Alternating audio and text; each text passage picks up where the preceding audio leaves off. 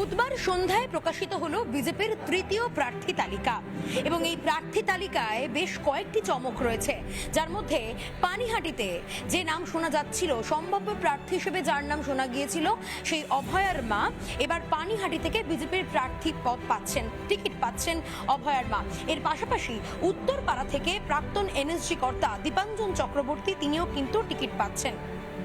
মোট ১৯ জনের তালিকা প্রকাশ করা হয়েছে এবং সেই ১৯ জনই কিন্তু টিকিট পাচ্ছেন বিজেপির তরফে। এবং আমি এই মুহূর্তে একবার নামগুলো বলে দেওয়ার চেষ্টা করব। কোচবিহার দক্ষিণ থেকে টিকিট পেয়েছেন বিজেপির প্রার্থীতে রথীন্দ্রনাথ বোস, রায়গঞ্জ থেকে টিকিট পাচ্ছেন শ্রী দীনেশ কুমার, সঙ্গে সঙ্গে ইসলামপুর থেকে টিকিট পাচ্ছেন শ্রী চিত্রজিৎ রয়, হেমদাবাদ থেকে টিকিট পাচ্ছেন শ্রী হরিপদ বর্মন, ইংলিশ বাজার থেকে টিকিট পাচ্ছে শ্রী অম্লান ভাদুরী, শান্তিপুর থেকে টিকিট পাচ্ছে শ্রী স্বপন দাস, পানিহাটি থেকে শ্রীমতী রত্না দেবনাথ অর্থাৎ অভয়ার মা, হাওড়া মধ্য থেকে দাঁড়াচ্ছেন শ্রী বিপ্লব মণ্ডল এবং উত্তরপাড়া থেকে দাঁড়াচ্ছেন শ্রী দীপাঞ্জন চক্রবর্তীর পাশাপাশি আরও অনেকগুলো নাম রয়েছে।